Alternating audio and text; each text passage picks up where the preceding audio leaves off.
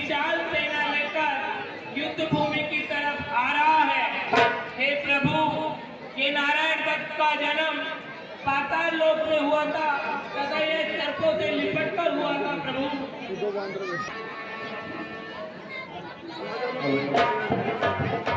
हनुमान, भैया लक्ष्मण के साथ जाओ और तुम सुग्रीव, लाल, नील, जामवन आदि के साथ जाकर इस नारायण तक से युद्ध करते हैं। हमें आज्ञा दीजिए प्रभु। जाइए हनुमान।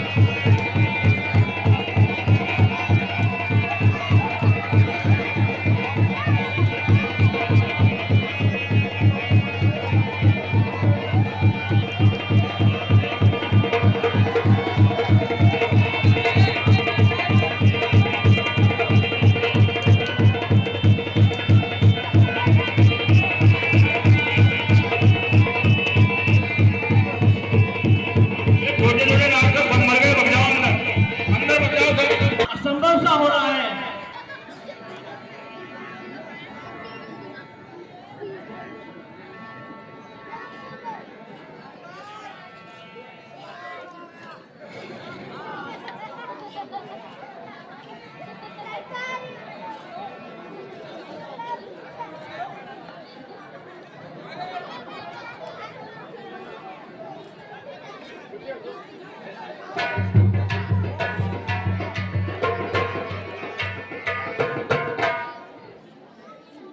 कैसे आए वहां?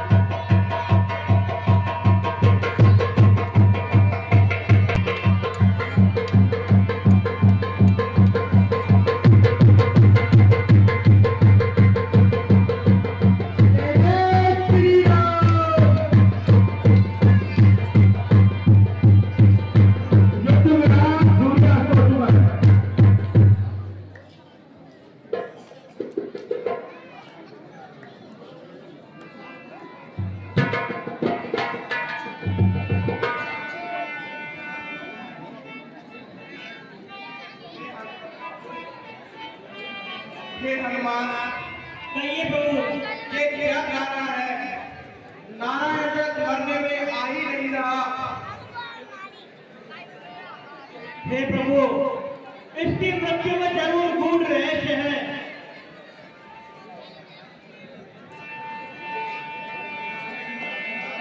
कागज की एक नाव बनाई छोड़ गई समुद्र में, कागज की एक नाव बनाई छोड़ गई समुद्र में, धरती धरती पार उतर के काफी डूबे जल में बजो मोहन पुरानी ने सामने अपने कोई।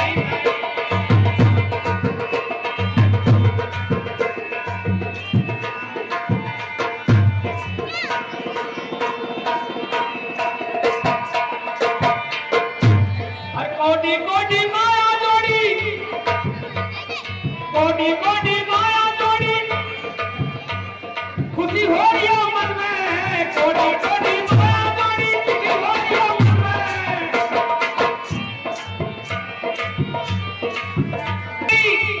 और तो ये चलेगी बन में बाजो बाहर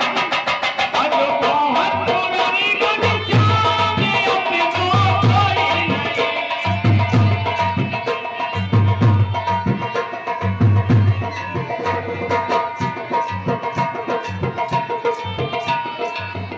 देवर्षि नारायण प्रणाम। आयुष्मान रहो, नारायण नारायण हरि। हे प्रभु, देवलोक से देवर्षि नारद आए हैं और वो आपसे मिलना चाहते हैं। हे दीनबंधु दीनानाथ, हे करुणानिधान, हे रघुनंदन, नारद का चरणों में प्रणाम बार बार स्वीकार हो। कल्याण हो मुनिराज।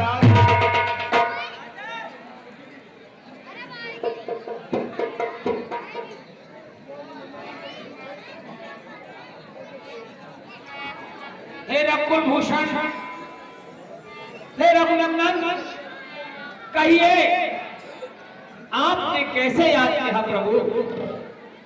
हे मुनिराज, इस समय एक विकट आपदा आ पड़ी। इस समय हमारी और रावण की सेना में युद्ध चल रहा है। युद्ध चलते चलते काफी रोज बीत गए और इस समय युद्ध मैदान में रावण का पुत्र नारायण दत्त आया हुआ है। लेकिन मुनिराज, नारायण दत्त से युद्ध करते करते काफी समय बीत चुका, लेकिन अभी तक उसका अंत नहीं हो रहा। नारायण हरि। हे दीनबंधु दीनानाथ, ये दुष्ट राक्षस ऐसे नहीं मरेगा। तो फिर इसका क्या उपाय है मुनिराज? देखिए, ये जब छोटे छोटे थे तो नारायण दत्त और धतिवल एक ही गुरुकुल में पढ़ते थे। तो ये नारायण दत्त बड़ा बलिष्ठ था और धतिवल कमजोर था। तो रोज इसे ये धतिवल को नारायण दत्त मारता था। एक दिन इनके गुरु ने क्रोध में आके इस नारायण दत्त को श्राप दे दिया कि एक दिन धतिवल से ही तेरी मौत निश्चय है। हे दीनानाथ, हे रघुनंदन, वो समय अब आ गया है। आप हनुमान जी को धौलागढ़ पर्वत पर भेजिए और सुग्रीव पुत्र धतिवल को बुलाइए महाराज। ठीक है मुनिराज। हे हनुमान, कहिए प्रभु। तुम धवलगिरी पर्वत पर जाओ और सुग्रीव के पुत्र धतिवल को लेकर आओ। जो आज्ञा स्वामी, मैं शीघ्र ही सुग्रीव पुत्र धतिवल जी को लेकर आता हूँ। नारायण हरि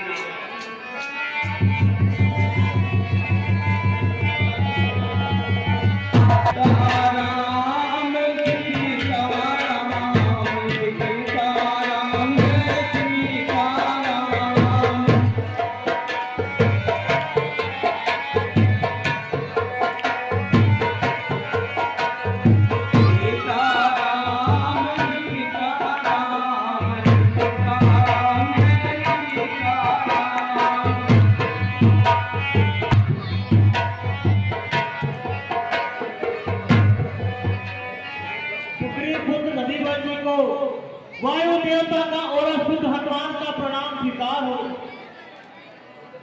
आइए आइए, प्रसन्न रहो।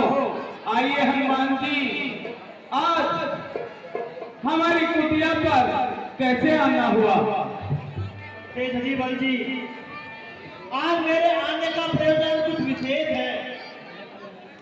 भगवान श्री राम ने आपको याद किया है, क्योंकि इस समय लंकेश रावण और प्रभु श्री राम में घोर संग्राम चल रहा है।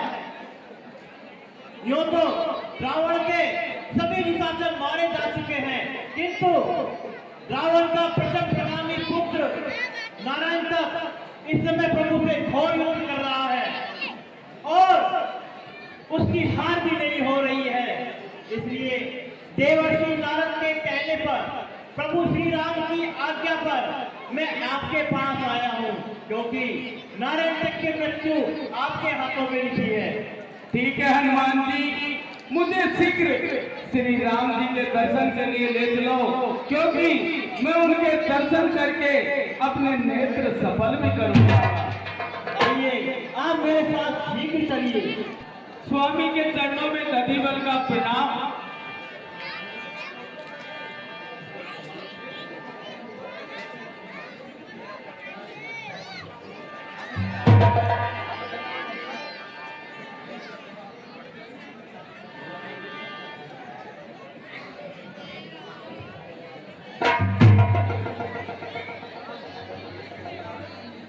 आज इस सेवक को किस लिए याद किया? दधिबल जी, इस समय हमारे और लंका की सेना के बीच युद्ध चल रहा है और इस समय युद्ध मैदान में रावण का पुत्र नारायण दत्त आया हुआ है। नारायण दत्त से युद्ध करते करते काफी समय बीत चुका है, लेकिन उसका अंत नहीं हो रहा। मुनिराज नारद जी ने बताया, इसका अंत आपके हाथों लिखा है, इसलिए आप मेरा ये कार्य कीजिए और इस नारायण दत्त का वध कीजिए। ठीक है स्वामी, मुझे आज्ञा दीजिए, मैं अभी रणभूमि में जाकर उस दुष्ट को परलोक पहुंचाता हूँ। जाइए रघुवर।